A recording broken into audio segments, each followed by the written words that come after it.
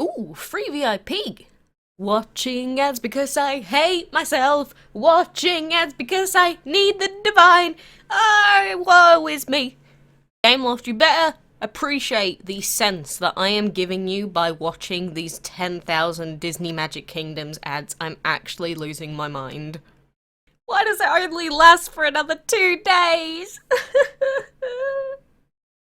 So guys, right now most of us are obsessing over trying to breed this new divine Aphrodite dragon. Yes, the event doesn't last for too much longer, but we will keep trying our best. But in the meantime, we do have some pretty cool whalemart deals, and I do say this because look at this, VIP tickets for 100 food.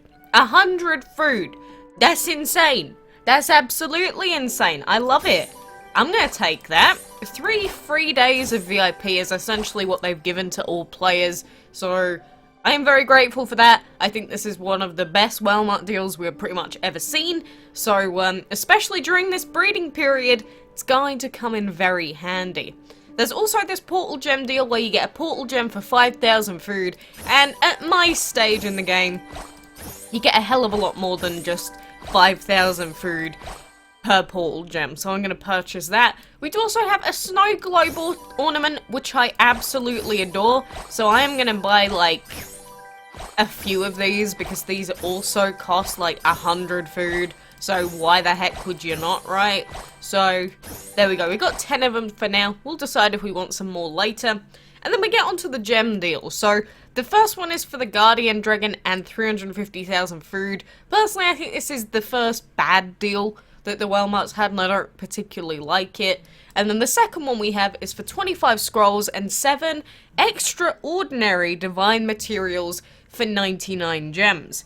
And to be honest with you, this isn't even that bad if you're someone that prefers to, you know, spend a bit of money to save yourself a ton of grinding in the Enchantment League, because these are the highest tier of materials that you can get. You do get 7 of them, so it's very, very tempting.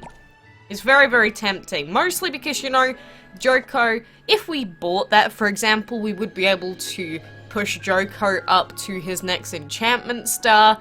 And plus, buying a second one would start off the next level's worth. It's just, because we already have Andy that's a higher enchantment level, I think, instead of being impatient, and instead of wasting our gems, basically, because we could just save our gems for VIP instead, right? So, personally, I think it is worth it if you really, really want to get things done quicker. But we will hold off for now. We will hold off, It's tempting, I know, but we're gonna do it. So, at the moment, it's a shame because our hatchery is completely full, because we got our legendary, we got the Agnes, and we have that armored dragon as well. So, even though these two are gonna be done in 6 minutes, we can't even redo the breed yet. So, for now, instead of us worrying about the Aphrodite, we are just gonna have to do everything else that we would do in our daily DML schedule. So, next thing that we've got to sort of look forward to in DML is the upcoming event, because I really do want to get hold of that new, the Snowflake Dragon, because he looks absolutely adorable. So, I cannot wait to get a hold of him, although I guess it depends on how tough the event is, right? Because if the event is super duper difficult, and it's over that period, I'm probably not going to bother doing it. I have been having some pretty decent luck with these explorations recently. I think I've gotten like 30 or 40 gems free just from the last week's worth. So if you want to keep giving me free gems, game, I ain't gonna complain. 115,000 gold, I guess it could be worse, right? So we'll pop those guys in, which means that we've got all the others pretty much doing stuff. So I guess that's all that we can really do for now. Oh, and yeah, they're offering all of the other dragons from the Gathering Light event to be purchasable if you want them to be. Probably wouldn't suggest buying them outright, because 1,400 gems, 1,300 gems, 670 gems for a ginger is kind of insane. Kind of insanely high. Like, I don't think the lantern's worth all of those gem amounts combined, so you're probably better off waiting for a better legendary. And so there's also this bundle here for a castle dragon. So you can get him some gold and 175 gems. And 175 gems isn't an awful lot. That's like £4-ish.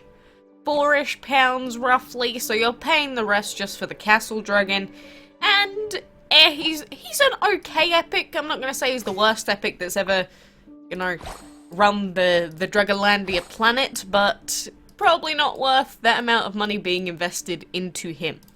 So, because we haven't bought those enchantment materials, we will indeed try our hand at getting the materials from the Enchantment League. And so, since I put a single dragon that was level 100 into our defender slot, it does mean that now we've gone up to 1700 points, sorry. And so, at this stage, it's actually quite difficult to find fights for our Lantern Dragon to be able to do. Obviously, we did find one relatively quickly there, but sometimes I've had to refresh like 20 times before we find a fight that we can actually do. So, you know, I've been told a lot of different things, like, Quacks, you should be putting 3 level 100s in if you want to boost your rating more. Quacks, you should be doing this with your defenders so that it works out better. Well, putting a single level 100 defenders pretty much put me at the exact place that I wanted to be. So, I mean, it's working out for now, right? And thinking about your defenders in the Enchantment League is really important because, for example, if you can't do the fight, put your defenders down to, I don't know, level 45 works pretty well if you want to stay in the other league quite consistently. And you'll normally face around about level 80s most of the time, but as soon as you get over that level, if you just pop in a single level 100, you will gradually start facing guys that have level 100 dragons, but some of them might have like level 95s, and obviously our Lantern can still just about handle those things, so that is the strategy that I've been going for. Like this guy here, his highest is a level 100 Agave dragon. So, would our Hermes dragon be able to do that? I don't know, probably, because he's 2 enchantment levels above, but he might take too much damage from the fights before total. So, in general, I like to avoid taking on those with level 100 as their highest, and I at least try and refresh until we get like roughly 95 to 98-ish, and that's normally pretty good. And of course, the reason we're doing this is because you do get better chests in the higher leagues, which means that if you do get a legendary drop or a divine drop, you are going to get more on average. So, if you can stay in the higher leagues, it is worth doing it. If you cannot and you can only win one fight in the higher leagues, you're probably better off dropping. But we are getting to that stage now where our team can definitely hold its own. It can definitely hold its own against most of these guys, so yeah, I'm just hoping that we don't go into like the 1900 range, because I think at 1900 trophies, I think that's where it starts to get a little bit too tough to do it easily and consistently, because that's what I look for in DML. It might be, if you grinded and did this all the time, it'd be a better idea to do X thing. But I'm not someone that, you know, logs into DML every hour and does all my battles and all my enchantment fights. I'm the sort of player that, you know, logs in a couple of times a day, maybe 3 times a day if there's no events, and, you know, just hopes to have an easy time as I come in and grind for the day. I know a lot of other people also sort of play in that style as well, so DML is a game that is very much dependent on how you as a player decide to play. There's no singular best way to play DML, like, there's just so many different things that you can do. Plus, you know, for the people that have VIP, they can do a lot of other stuff, like use their instant win tickets on, you know, the fights in heroic mode and stuff like that. There's just so many different ways to play this game. So, I try and keep that in mind whenever I give advice out to players, like, what I'm doing now in the highest tiers of heroic mode isn't going to be important or valid or useful for those people that are, you know, level 20, still leveling up their first dragon team and basically just getting into the game. And the things that they have to focus on are very different to the things that I'm going to be focusing on as a player, because we've got no map fights left to do. The only thing left to do is enchantment and arena, which is quite sad. It is quite sad in a way. Apart from the Aphrodite stuff, obviously, because every single person in the game should basically be trying to take part in that. Because even if you already have the Aphrodite dragon, getting more for divine fodder, you know, how you can get more of them and then just disenchant them. Maybe that's the new way to refer to that. Instead of sending them to their death, we just say disenchant your dragon, right? But they're useful for that. And if you don't have the Aphrodite to begin with, that's a new dragon for your collection. And you could possibly look to use it on a team. I guess, even though I don't like the Aphrodite personally, it does really depend on the full team that you have going. Same with any dragon. Apart from, like, the Loki dragon, because he can work in every team. Same with Freya and Hathor. They work in any team because they're just so blatantly overpowered and good. But for other dragons, it's a very different story. Like, some people ask me, well, actually pretty consistently because of my Lantern dragon, it's like, is the Lantern a really good dragon? Like, should I use him on a team? And the answer to you is, he's okay.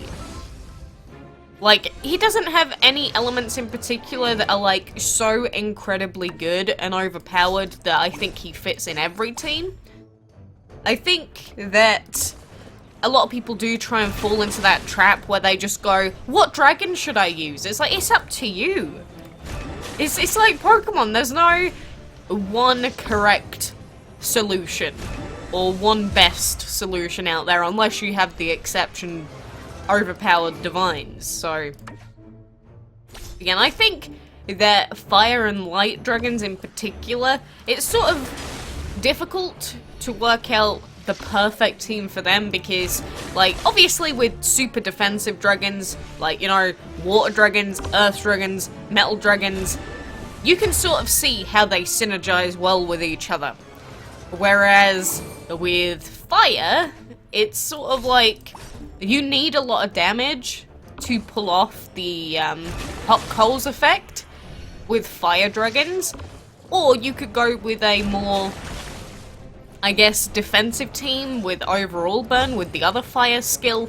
So then on top of that, you've also got to worry about what upgrades you have on your elements as well. You know, there is a lot of little nuance to actually building the best team, air quotes, in DML. And a lot of that does also depend on you having limited time dragons that aren't available anymore. Like, I could say to someone, the Autumn Dragon's really good, but the Autumn Dragon isn't available anymore. And I think that's the biggest problem that people have now. Like, all three of the dragons that I have are limited time dragons. The Lantern is currently technically available, although it is in a difficult style of event. But all three of these dragons are dragons that most people can't just get a hold of. So I can't say to you, use my team. Plus, I don't think my team is the best team in DML either. Because Andy is still in there because we don't have the replacements. The Hermes Dragon's in there because we don't have his replacements. And the Lantern Dragon is in there, mostly just because I wanted to try out a Fire Dragon in that slot, and because we don't have his replacements. So, like I've said before, my team is not the most optimal team that there is. I'm not going to pretend like it is. But this team still works for what I need it to do. Same with epics. You can still make most epics work to an extent. It's just you might struggle a little bit more than you would, say, if you were using legendaries or divines in their place. And I have gone through this so many times in the past, but it is one of the more common questions that I get asked all the time. Like, people message me and they'll go, Quacks, what dragon should I use? And legitimately, I do not have the answer for you because it's up to yourself. Obviously, I can show you the DML Wiki's table of dragons and which ones have the highest base attack stats, or I can show you which ones have the highest base health, but none of them are actually particularly that great on their own. So, yeah, just keep that in mind. If you're going to ask me that question, just be willing or ready to accept the fact that I'm probably going to respond with, it's up to you. It's probably going to be my response anyway. So, for now, anyway guys, that is everything that I wanted to talk about for today. So, like I've been saying, good luck with this breeding. I hope you have as many hatchery slots as you need to make it work out. Personally, I'm not spending 1,000 gems on this upgrade, so if you're going to suggest that, get out. But until next time, I will see you then.